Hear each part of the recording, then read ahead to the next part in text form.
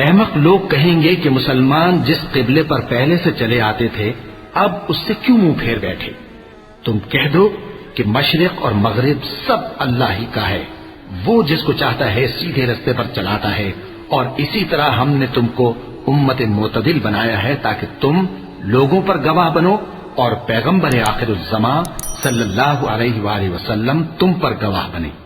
اور جس قبلے پر تم پہلے تھے اس کو ہم نے اس لیے مقرر کیا تھا کہ معلوم کریں کہ کون ہمارے پیغمبر کا تابع رہتا ہے اور کون الٹے پاؤں پھر جاتا ہے۔ اور یہ بات یعنی تحویل قبلہ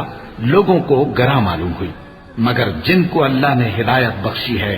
وہ اسے گراں نہیں سمجھتے، اور اللہ ایسا نہیں کہ تمہارے ایمان کو یوں ہی ضائع کر دے۔ اللہ تو لوگوں پر بڑا مہربان ہے، صاحب رحمت ہے۔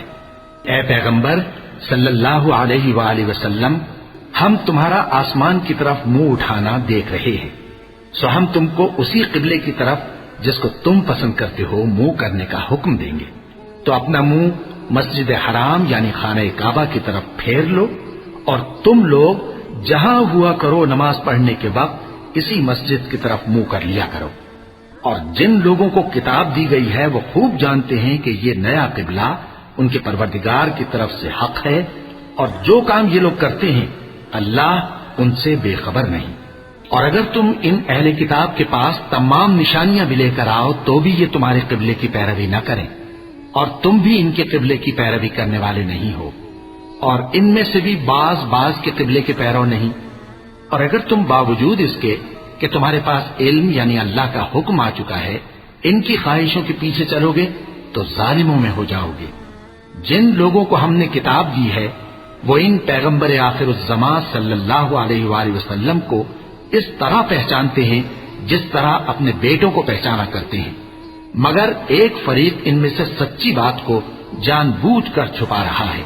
اے پیغمبر صلی اللہ علیہ وآلہ وسلم،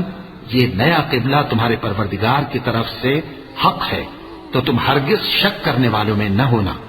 اور ہر ایک شخص کے لیے ایک سمت مقرر ہے جدھر وہ عبادت کے وقت منہ کیا کرتا ہے، تو تم نیکیوں میں سبقت حاصل کرو۔ تم جہاں ہوگے اللہ تم سب کو جمع کرے گا، بے شک اللہ ہر چیز پر قادر ہے۔ اور تم جہاں سے نکلو نماز میں اپنا منہ مسجد حرام کی طرف کر لیا کرو، بے شبہ یہ تمہارے پروردگار کی طرف سے حق ہے،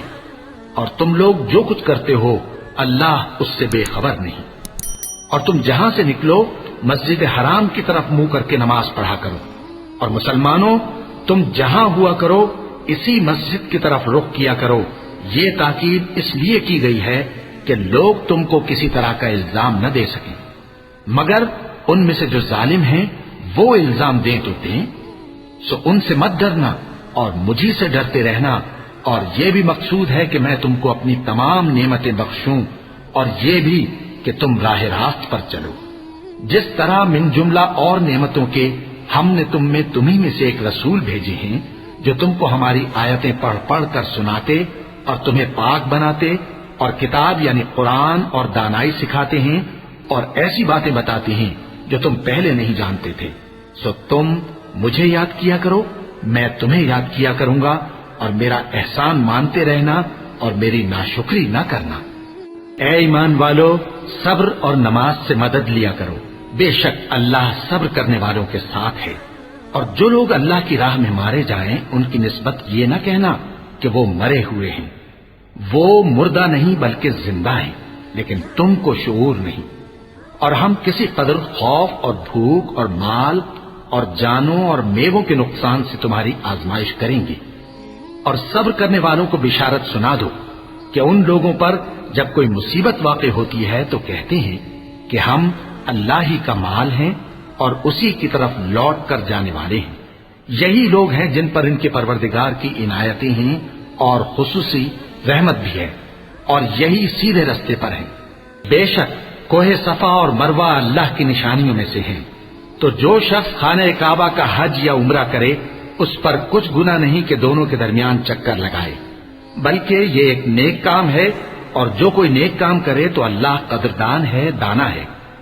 جو لوگ ہمارے حکموں اور ہدایتوں کو جو ہم نے نازل کی ہیں کسی غرض فاسد سے چھپاتے ہیں، باوجود کہ ہم نے ان کو لوگوں کے سمجھانے کے لیے اپنی کتاب میں کھول کھول کر بیان کر دیا ہے، ایسوں پر اللہ اور تمام لعنت کرنے والے لعنت کرتے ہیں۔ ہاں، جو توبہ کرتے ہیں اور اپنی حالت درست کر لیتے ہیں اور احکام الہی کو صاف صاف بیان کر دیتے ہیں تو میں ان کے قصور معاف کر دیتا ہوں، اور میں بڑا معاف کرنے والا، بڑا مہربان ہوں۔ جو لوگ کافر ہوئے اور کافر ہی مرے، ایسوں پر اللہ کی اور فرشتوں کی اور انسانوں کی سب کی لعنت،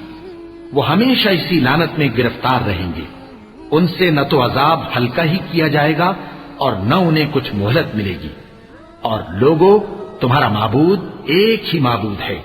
اس بڑے مہربان اور رحم والے کے سوا کوئی عبادت کے لائق نہیں۔